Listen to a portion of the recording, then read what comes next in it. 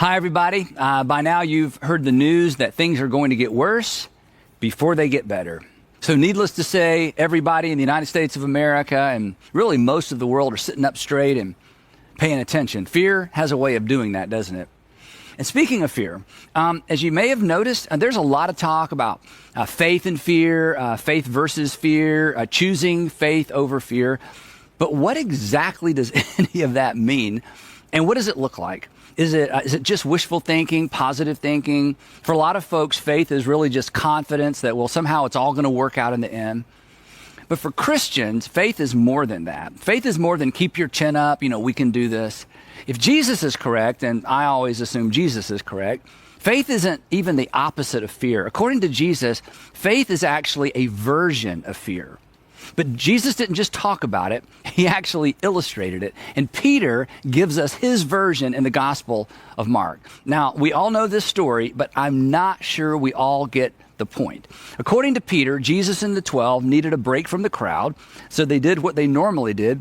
They got in several boats and they took a journey across the southern end of the Sea of Galilee when suddenly a furious storm blows in. You remember this story. The waves were breaking over the bow of the boat, and before long they realized they could not bail water fast enough.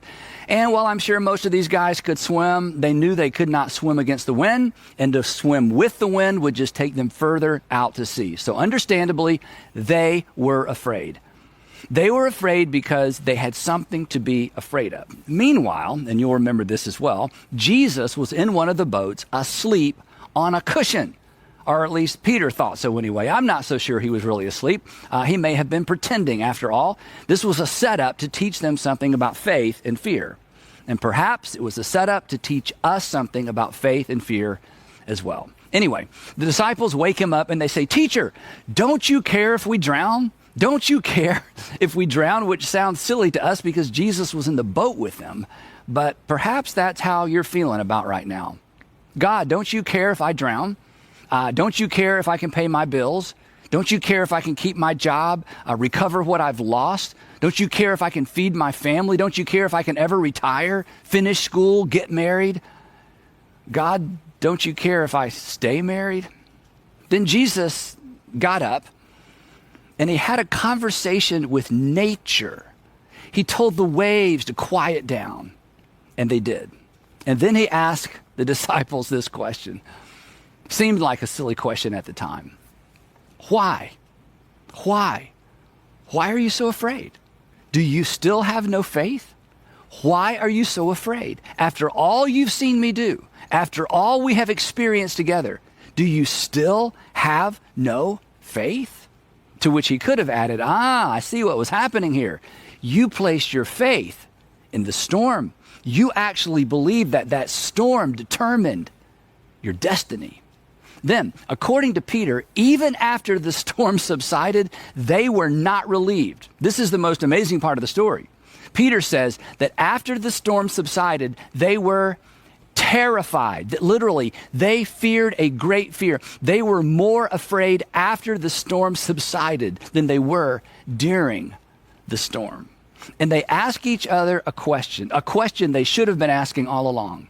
A question that, well, we should ask every single day. Here's the question they ask. Who is this man? Who is this man? Even the wind and the waves obey him. And the answer, he is a superman. He is the God-man. He is the Son of Man. And in that moment, they realized that they had feared or trusted in the wrong thing.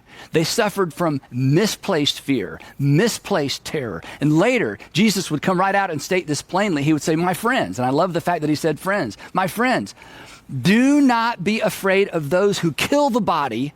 And after that,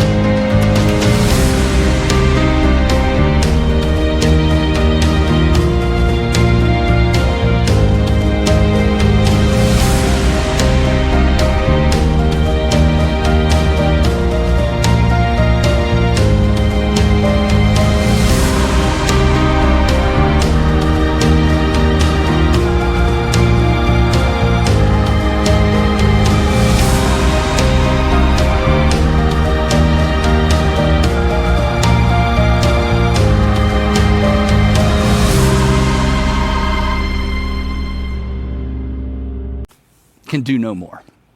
In other words, fear not, even when there is something to be afraid of. Fear not, not because it's all going to work out fine. Fear not, because I care. I am with you. If you're going to fear something, if you're going to assume that your destiny is determined by something, Jesus said, fear me, trust me. So the moral of the story is simply this, that fear and faith are really two sides of the same coin.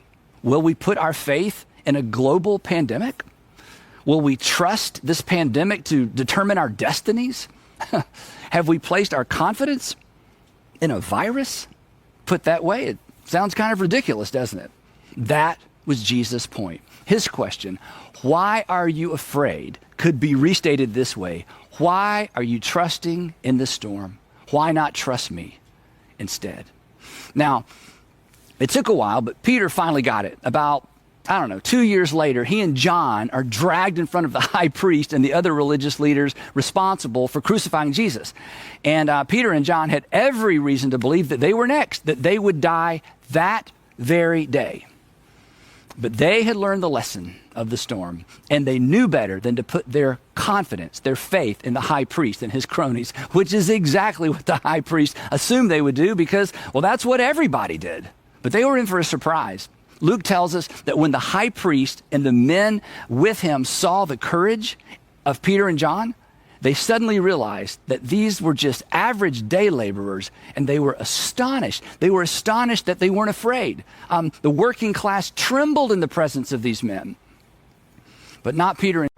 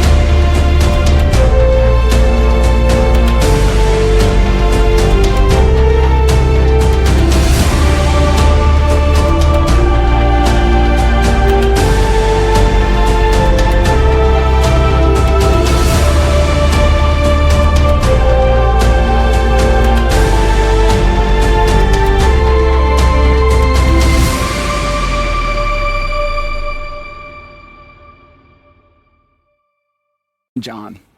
Why? Luke tells us, referring to the high priest and his allies, and I quote, "They were astonished and they took note that these men had been with Jesus, and clearly they were confident that Jesus was still with them. And Jesus is still with you. And while it might feel like God has fallen asleep, he hasn't, which means you can fall asleep every single night confident of this. He is in your boat. He said so. I will never leave you. I will never forsake you, even when the wind and the waves are coming in strong. So fear not because there's not something to be afraid of. Fear not because there's someone to fear even more. Someone who loves you too much to abandon you. Someone whose grace and mercy will be sufficient for you right through this storm. The captain of your soul. It's going to get worse before it gets better. So wash your hands, practice social distancing, pray for the sick, and pray specifically for the extraordinary men and women caring for the sick. But then, every single morning, fix your eyes on Jesus, the pioneer and the perfecter of our faith, who for the joy set before him endured the cross, scorning its shame, and then he sat down at the right hand of the throne of God. Consider him who endured such opposition from sinners, so that you will not grow weary and you will not lose heart.